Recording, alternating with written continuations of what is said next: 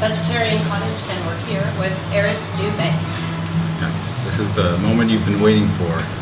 Eric Dubay, author of about half a dozen books, Flat Earth pioneer. I was reading today that it's been written that polls were taken, and there's about 2% of Americans believe in flat Earth, and about 7% in Brazil. Right. Yeah. So according to my calculations, that comes up to about 15 million in just those two countries. Wow. I just was like Googling some articles real quick. I heard one article was up to 6%. Yeah. So I don't know how they figured these there's things some out. 3 or 4% that are uncertain. So, I mean, for Google search results, there's tens of millions.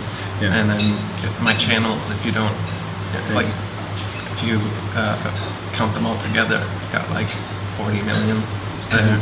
And so that's just me, and then everybody else that mirrors videos and makes flat Earth videos, there's got to be, I don't know, tens of millions, hundreds of millions of views anyway. Tens of millions in just a few short years. So when people are getting discouraged or saying that it's stagnating, that seems to be the latest thing. Is people are saying that I feel like the flat Earth is stagnating. You heard that one? It's just not going anywhere. yeah, Really? there's no hope, man.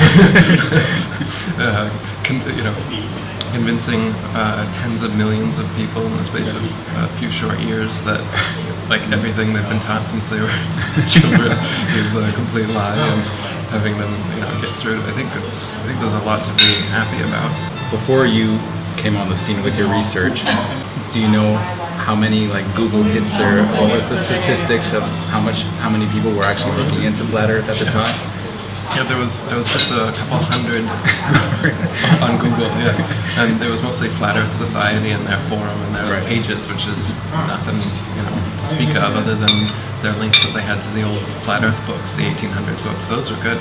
That was about all I could find. That's why that's what's included in my books, is because that's what was available when I researched the subject. So now but in the past 5 years, just exploded. So yeah, absolutely, there's a lot to be happy about. It beat out Donald Trump and the Kardashians and a bunch of other like top keywords. So it's going strong. And the stagnation, I think people are expecting like the next step is that people are going to come out on the news and the mainstream media. Astronauts are going to be like, oops, I was just faking, and then they're going to do lecture circuits, like David Icke 9-hour lectures exposing NASA or something like. I think what people They're going to surrender. Yeah, that's what people I think are expecting is some sort of mass surrender or some sort of mass event that, if you think about it, that's not going to happen. The mainstream doesn't allow that kind of thing to happen. The news media doesn't want to give that kind of coverage to anybody, but Mark Sargent is just going to, give us the worst flat Earth, explanations ever to turn people off. So I think the problem is more in the expectations, that we're expecting too much, but not even too much, because we've exceeded my expectations in many ways. And it's just going to continue, it's, as I say, once you go flat, there's no going back. Unless, of course, you're Tiger Dan or Seek Truth, Speak Truth, or any of these other guys that are pretending clearly to be flat earthers first, to gain street cred in the flat earth community. You're brainwashing me with the way you're talking, man. I'm sorry, I've been drowning on my monotone cadence that just hypnotizes people and makes them believe the earth is flat. You brainwashed me into thinking, knowing that the obvious is true. It's amazing how my voice just does that, but I hear about it every day in the comments section. Just people are hypnotized, and then, thanks to like Fight the Flat Earth and Simon Dan and whoever else these weirdos come up with, they just convince people right back that, I'm a con man, and, they were hypnotized with all my,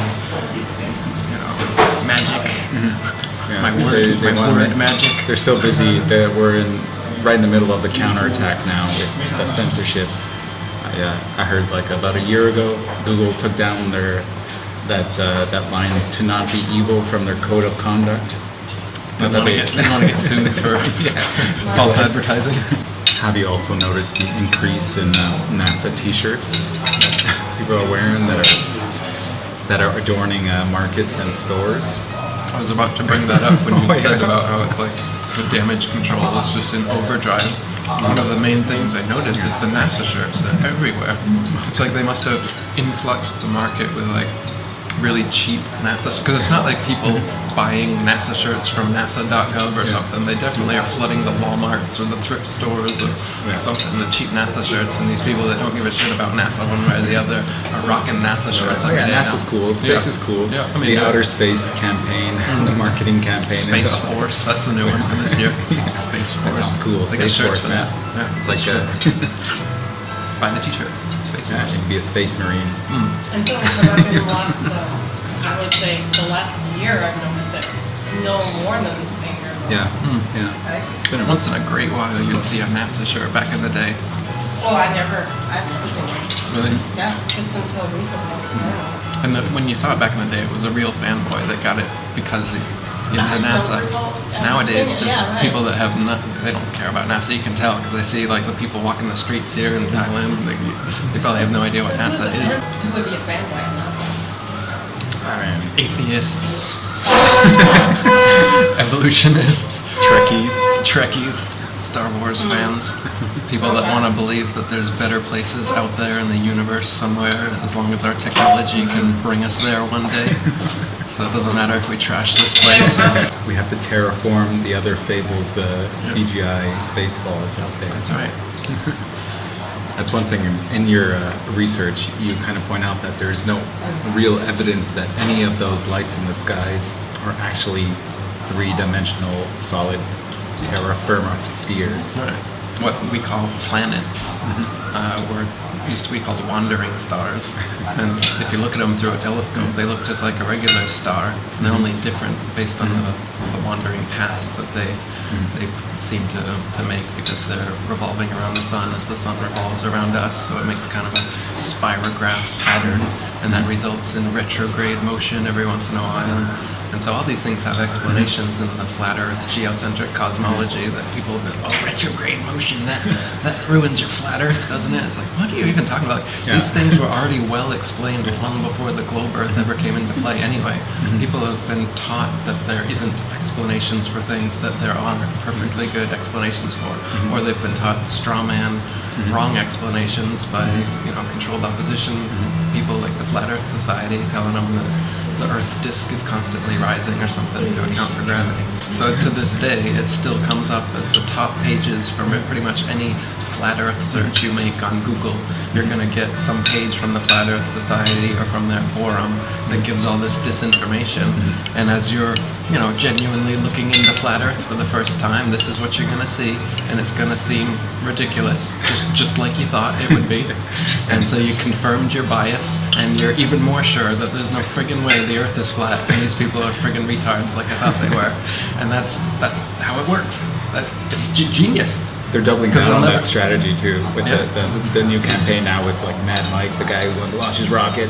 Right? Yeah. So he doesn't even go as high as an airplane does. Exactly. Right? Yeah. He's going to find out whether the Earth is flat by going. He's mad. Right.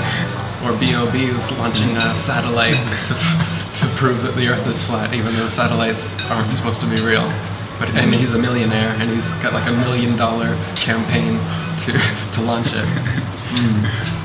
Or they're just general like flat earthers that wear weird clothes. They're really eccentric, They're paranoid conspiracy researchers. The people that sell stuff at the flat Earth conferences.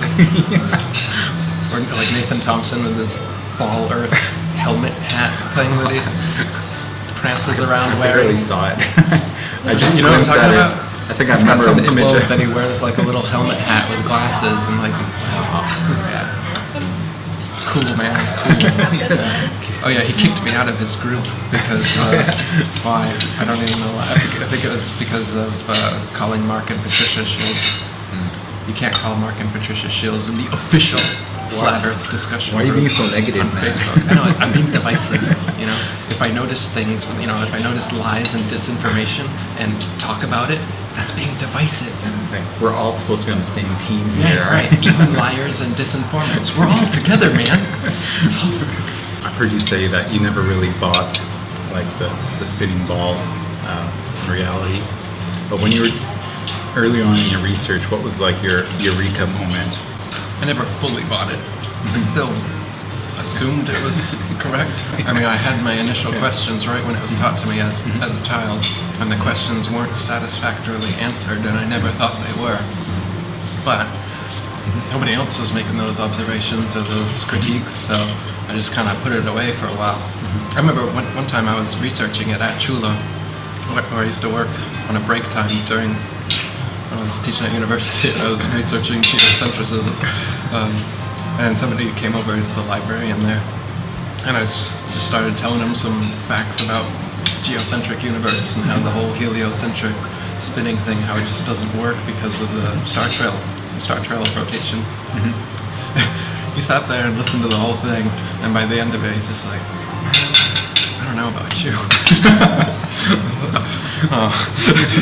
It was like my first experience with trying to, at that point I wasn't even into flat earth yet, because I was into geocentrism first, the idea that, okay, the earth's a ball, but it surely doesn't seem to be moving, so it was kind of like easing my way into it. And there was a little bit more information on that, factual information on that outside of the Flat Earth Society that I could find online. Stuff about the Michelson-Morley, Michelson-Gale, Sagnac-Airy experiments. So there's actual scientific experiments that have been done to show that the Earth isn't moving. And you can do them yourself just by looking up at the sky, because if the Earth was spinning around the sun, which is spinning around the galaxy, which is shooting off through the universe, there's 4 different motions that are all happening all at the same time. And it would be impossible for there to be constellations ever, because no 2 nights would be the same. And star trails wouldn't be perfect circles, they would just be irregular spiral shapes, just completely random all the time, if the Earth was actually undergoing all the motions that the heliocentric system says we are. So that was my first exploration into it, and it was received just as the flat Earth was received, with complete incredulity and thinking I'm ridiculous. Yeah, you're a little special, I think, Eric. Why do you question, consensus truths? But even who do you think you are? Right? How dare you? How dare you? You think your first grade teacher was lying? Every scientist, every teacher, everybody, they're all in on it. Millions of people. Yep, they are willingly lying about it. You're anti-science. Yeah, it's anti-science too. Yeah. No. Most people just go along to get along. It's not the same as the same science that goes into, let's say, building an engine. It's not the same at all. It's theoretical science. Theoretical physics and astrophysics and all these things. These are not things that are, you can't prove that a black hole exists to me here. But there's a movie about it, man. Interstellar. And that's all the proof most people need. I saw they went to Christopher the moon. Nolan worked It was with on NASA, video, man, for the visual effects. Yeah, man. If it's on video, it's real, don't you know? And questioning it is stupid. So you're saying, like, modern day astronomy and the star maps, the distance of galaxies and stars, that is fiction. Yeah. You're saying that. Yeah. I'm saying that. You're saying guys like Einstein and Newton and the geniuses of past generations you're smarter than all of them. Decades of science. I mean, there's imagine how many Star Wars expanded universe novels there are. You're telling me that's all fiction?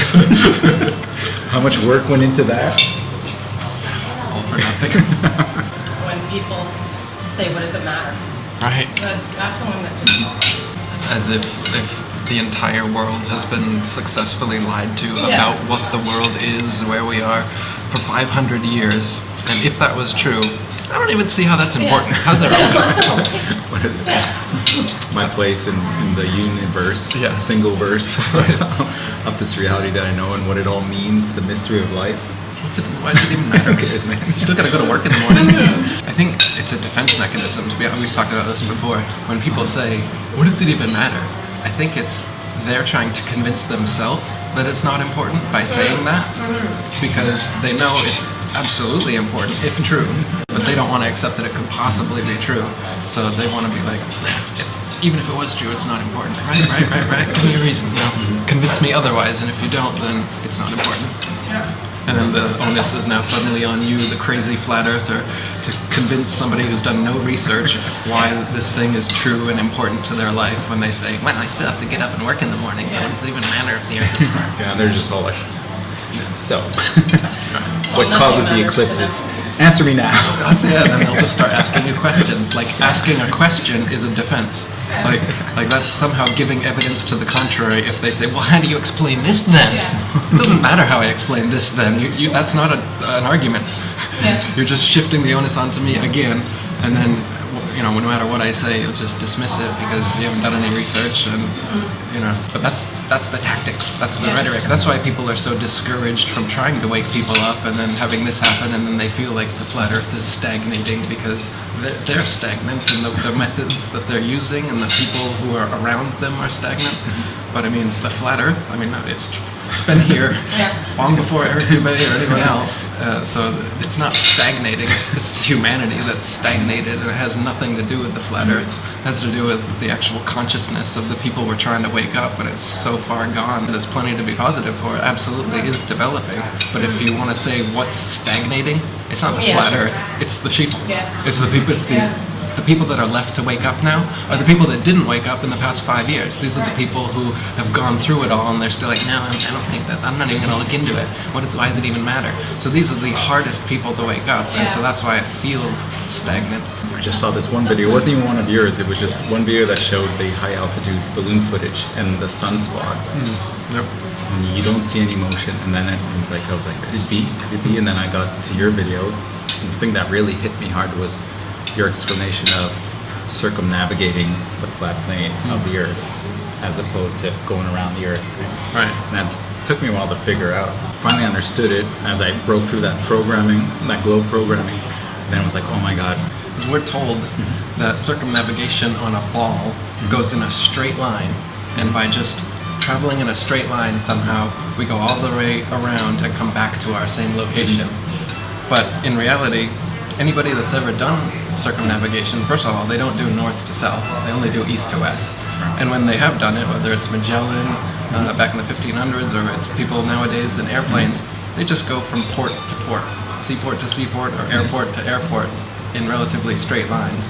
And they're not a completely straight line, because they're going from here to here to here. If it was a ball, then they come around. But on the flat Earth, they're just going, from port to port to port until they eventually make a circle and come back around to where they were.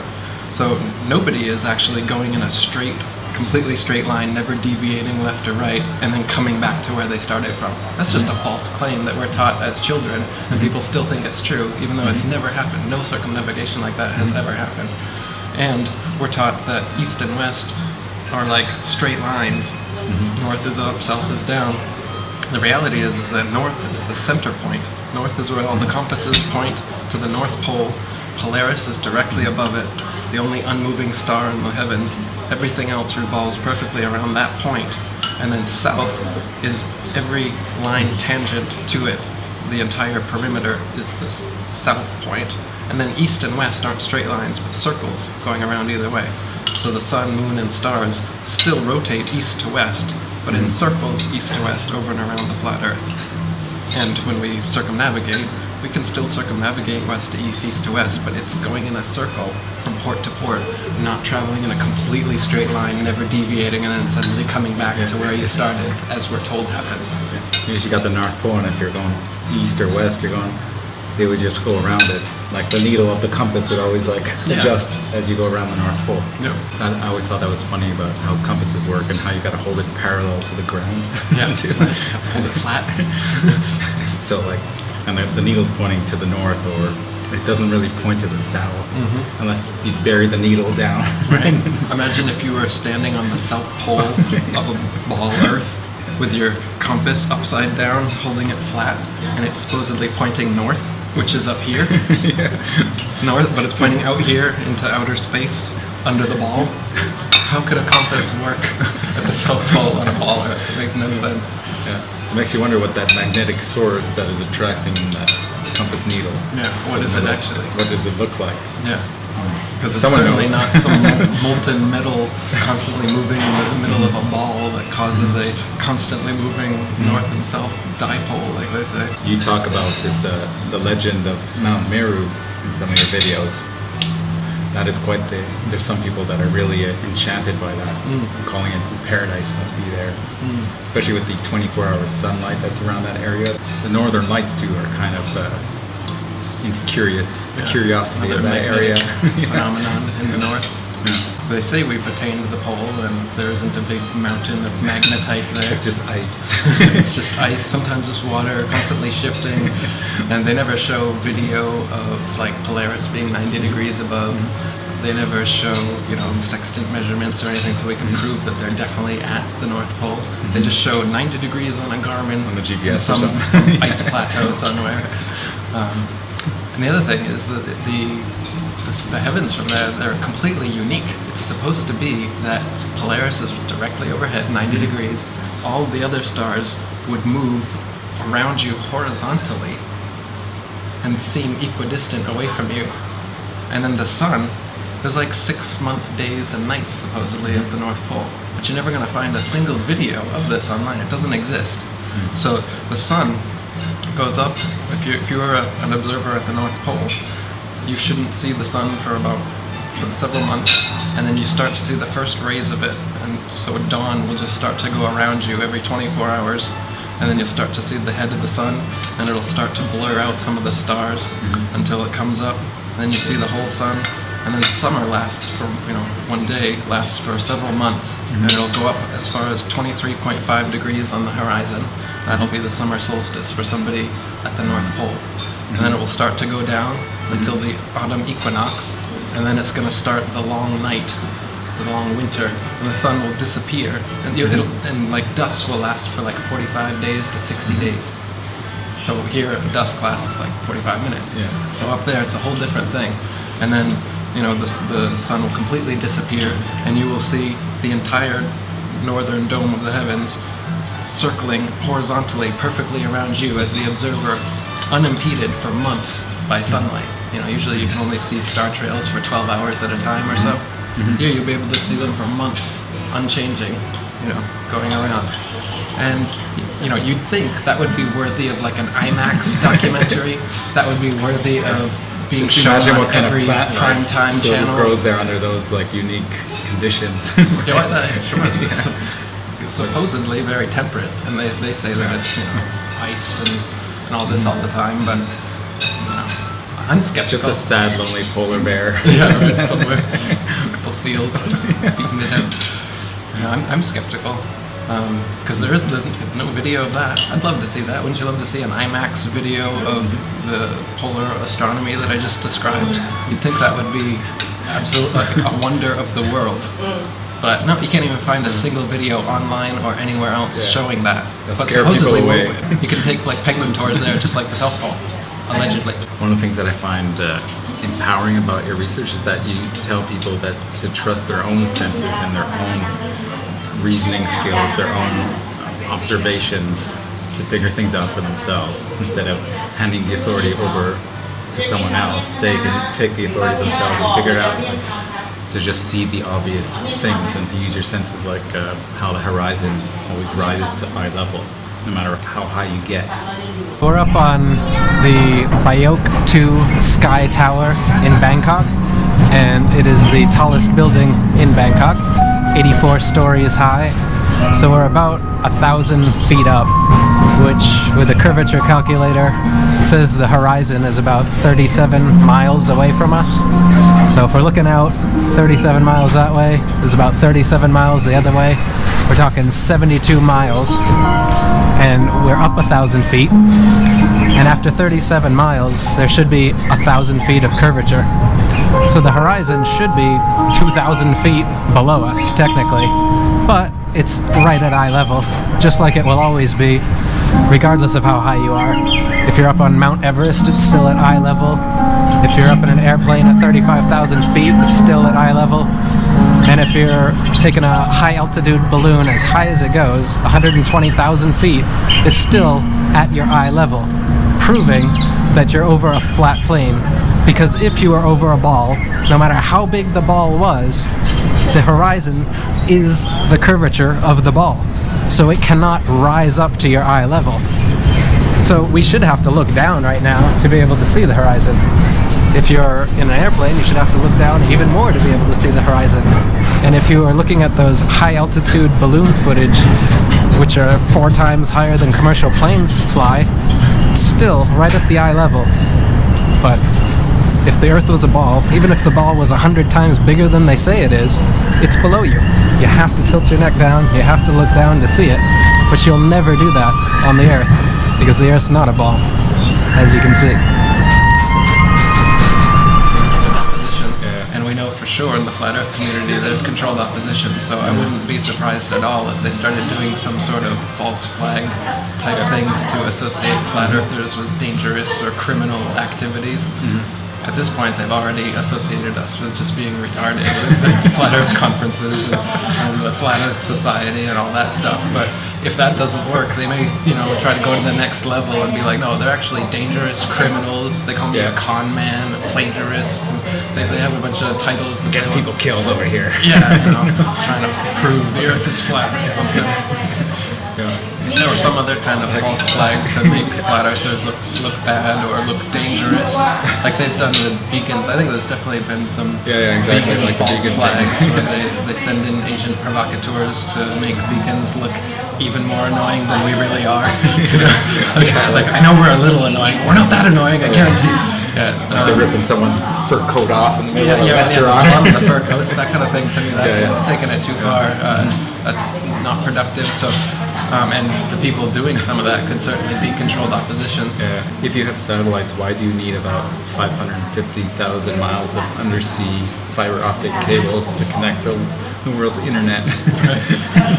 Why do satellites still attached to balloons keep falling everywhere? Yeah, the only satellites that actually exist are not floating up there in vacuum space, as they tell us. They're just weather balloons, just like we know. They got solar panels on them and stuff like that. And like you said, 99% of all communication is done through ground towers and undersea cables, so there's no need for them anyway. And before satellites, they had military systems like Decca and Loran, they were called, and those were able to get all the way around the world, no problem.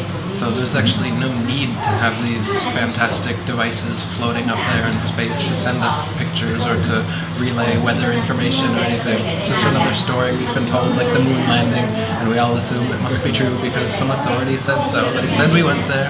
I saw a picture of it, so it's true. And that's the level of proof that people require nowadays.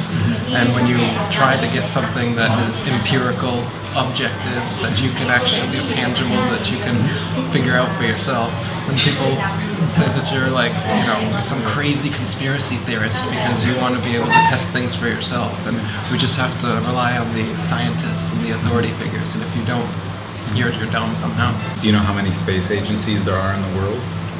No. I think it's like A couple dozen. No. Yeah, I think so. And I think a dozen of them are able to have like rockets. I mean, they have rockets, right? Yeah. So I think, what would your like flat Earth defense be on that? Well, it's not just NASA, right? It's all the other people. Right? Yeah. Other people lie too. It's not just NASA. Other countries want to scam their populations out of tax money too, and not just Americans. Yeah. Go figure. Yeah. They're like outer space theme parks. Right. You go there with your family. Outer space is a theme park. Pose for some pictures with like some astronaut mannequins or some like outer space paraphernalia, like movie props. Right. They promote it to kids and stuff. And if those like theme parks make enough money, and then eventually, okay, now we can get rockets included now. Well, put on those theatrics of rockets taking off. That's all it is. Smashing into the Bermuda Triangle. Right. That's what happens, certainly.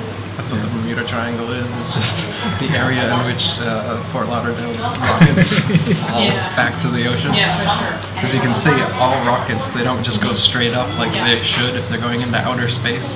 They do a big parabola, and then when they get to about this point, they fall out of your perspective, so you can't see anymore. And then the authorities explain to you that, oh, it's using gravity to fall around the curve of the Earth, and then it's going to be whipped around by gravity and send a trajectory. That's what they actually say. It has to be done just right to get a trajectory perfectly to the moon or wherever You got a it's going. slingshot past the sun, right? Right.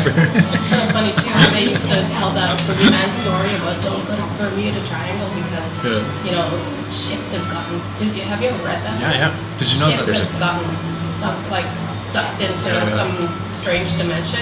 the first Bermuda Triangle disappearance story came in 1950, the same year that the first rocket was shot out from Florida. So you're telling me that the Bermuda Triangle has nothing to do with a fire crystal of Atlantis that exploded or something? Sea monsters and Both of us giant involved.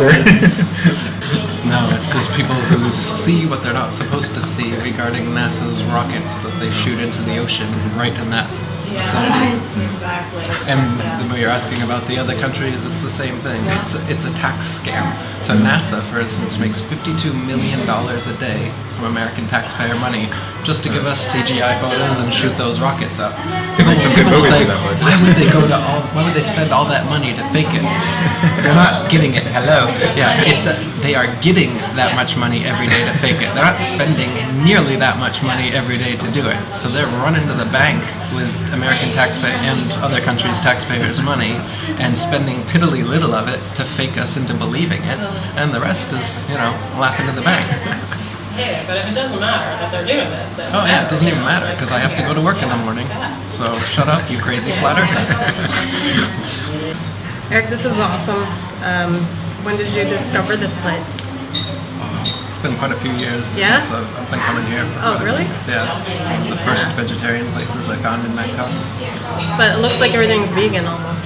Yeah, most of it's vegan. There's Yeah. a few, they put cheese in certain things, so Oh, they have some, vegetarian introductory options for people that aren't all the way over there yet.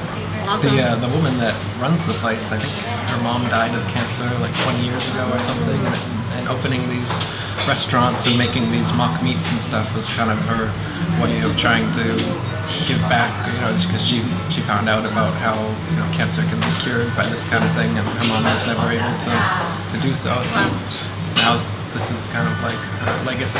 When did you become vegan? I was a slow transition. It started about 11 years ago, probably within the first year or two. I transitioned all the way. How many times did you go back and forth? Like, did you cheat and stuff? A little bit. I mainly tried to wean myself off a meat at a time, Right. starting with like beef and then pork and then chicken Right. and then other seafood besides fish and then fish.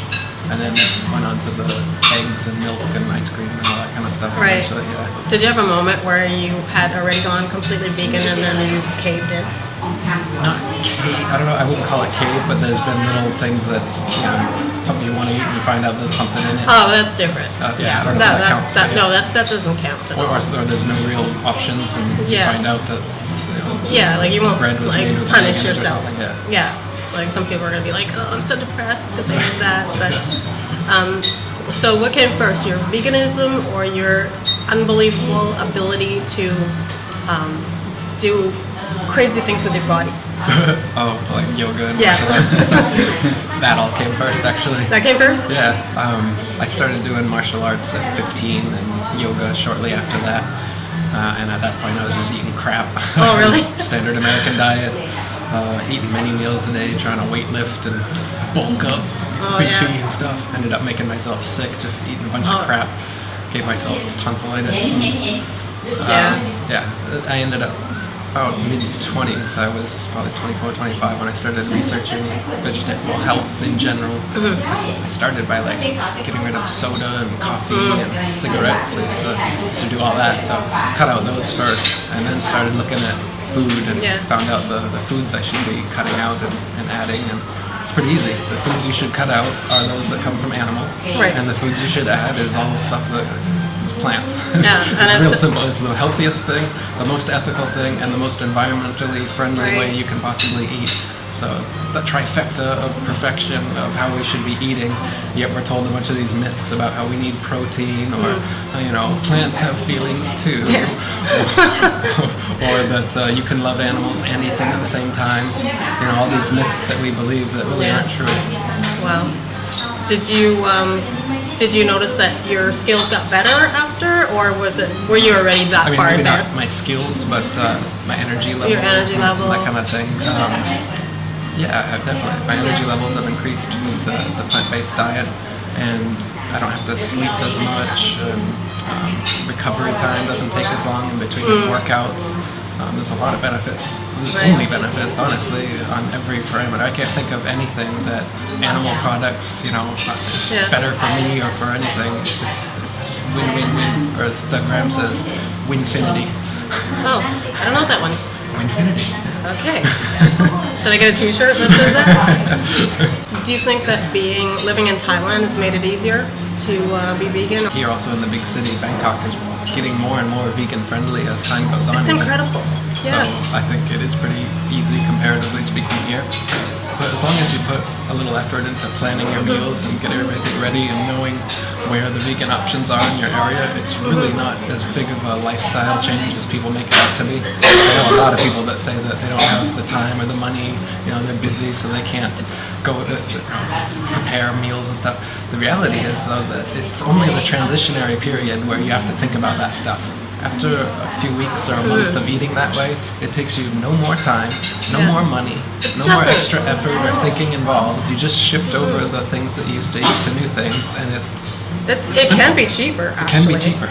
It just depends on how spoiled you are. Healthier. Like if you're just thinking about like how the animals are not suffering, then you can make it as cheap as you need to make it. Right? Yeah, the cheapest foods are plant foods. Exactly. Rice and potatoes and stuff like beans. that. Yeah, it just depends on sure, we're here at this amazing place that's making all this amazing mock meat, but you don't have to do that. This is just a special treat, and I think and nobody stops eating these kind of foods because we don't like the way they taste. So when people are like, well, if you're vegan, why do you have to eat these mock meats? Well, I didn't stop eating meat because it tasted bad. Yeah. We like these tastes. Yeah, it wasn't the meat that tasted good anyway. It was the secret, isn't it? It's not the meat the that stuff actually that tastes good. goes It's in it. everything that Yeah. you've the spices and the Exactly. herbs and everything else that goes on it. Yeah. Because if you just eat a piece of raw, unseasoned meat, it's No. disgusting. Smell of smoke coming off the grill is horrible. It's not an appetizing thing at all. The thing that's appetizing is a barbecue sauce and everything else you put on it, which is all vegan. Yeah, like when I was a little kid, if I was given a piece, I remember getting a piece of steak somewhere and it was not seasoned, and I was chewing forever, and I just thought, oh God, and it gave me time to think that it was an animal that I was eating. Anyway, Eric, thank you once more for bringing us here. Thanks for talking to us. That was great. You're very welcome. Thanks for coming. It's been a pleasure to hang out with you guys here. Likewise. Okay. The sun is setting upon the rest of Oh, jeez.